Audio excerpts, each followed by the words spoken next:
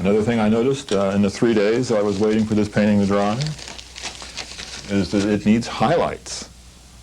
The highlights primarily on this smooth surface cup. Without the highlights, we don't have a smooth surface. So, a few light touches. Now I'm going to use just plain old white in order to create the illusion that this is a smooth surface. Now you know that a smooth surface is determined by us by looking at the highlights. We always look to highlights to see how smooth something is. And you can see how just putting these little flecks of white paint on here make this cup look a lot smoother.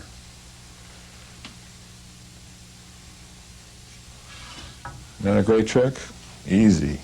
Right underneath here, where the object comes into contact with the surface, is what we call a proximity shadow. If I put my hands together like this, see that black line between my hands?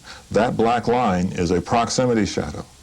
We don't have it when we're out like this, so it's only then when things come into contact with each other. So here in this painting, I'm going to pull out some of these proximity shadows so that we can increase the contrast and therefore increase the reality of this picture. So a brush stroke has two edges. The edge that's next to the object we want to be a hard edge. That is to say, it's sharply focused. The edge that's not next to the object, we want that to be a very subtle blend. Now, there's a few other subtleties in here that I think would be nice. It happens that part of the light from this side of the painting is a window, and that window is open to the blue sky. That blue is showing up in this highlight.